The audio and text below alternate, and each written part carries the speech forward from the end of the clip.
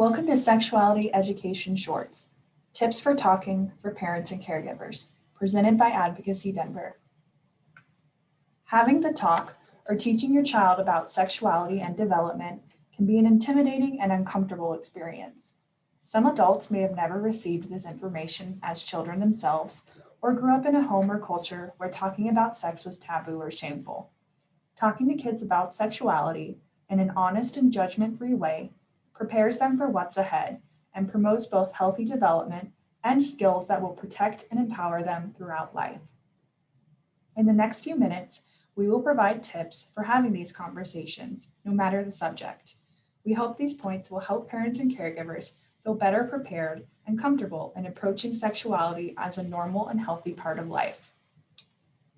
First, don't be afraid to initiate conversations around sexuality.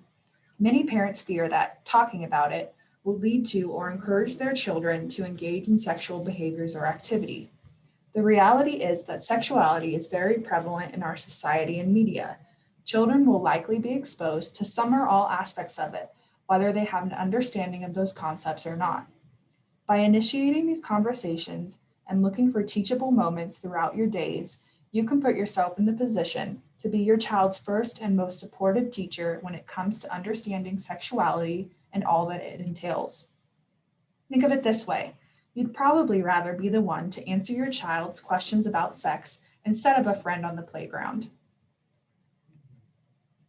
Don't feel like you need to be an expert or have all of the answers before starting. These conversations will and should occur over time. They will be a learning process for both you and your child. It's okay to respond to a question with, "That's a great question. Let me find the right answer for you." Or, "Let's talk about this later." Remember to use your resources and look to a trusted professional like your family doctor for help if you need it. It's okay to feel embarrassed or surprised by a question or topic that comes up. While your feelings are valid, it's important to not let your embarrassment come across as judgment or give the impression that they've done something wrong by asking. Reacting without judgment or shame promotes an environment where questions and conversations about sexuality can occur openly and honestly. Responding positively and with consistent messaging will help reinforce these vital lessons and concepts. Remember that all youth with disabilities deserve age-appropriate information about themselves and their bodies. Regardless of functional capacity or development, everyone deserves to understand the changes that are happening or will happen to their bodies.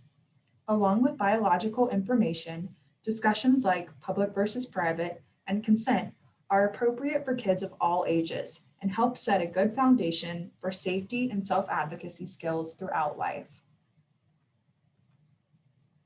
When it comes to how to provide information and teach kids about sexuality, there are many different options to accommodate different learning styles.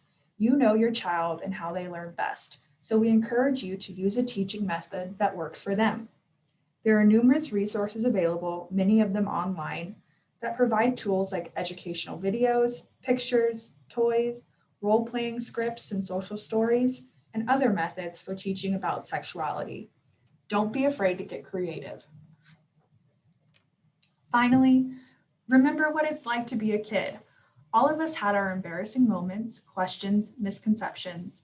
So now is the opportunity to be the teacher you needed and ensure your child is getting accurate and positive information about their body and experiences. Thanks for watching, and be sure to check out our sexuality education shorts covering specific and important topics at www.advocacydenver.org.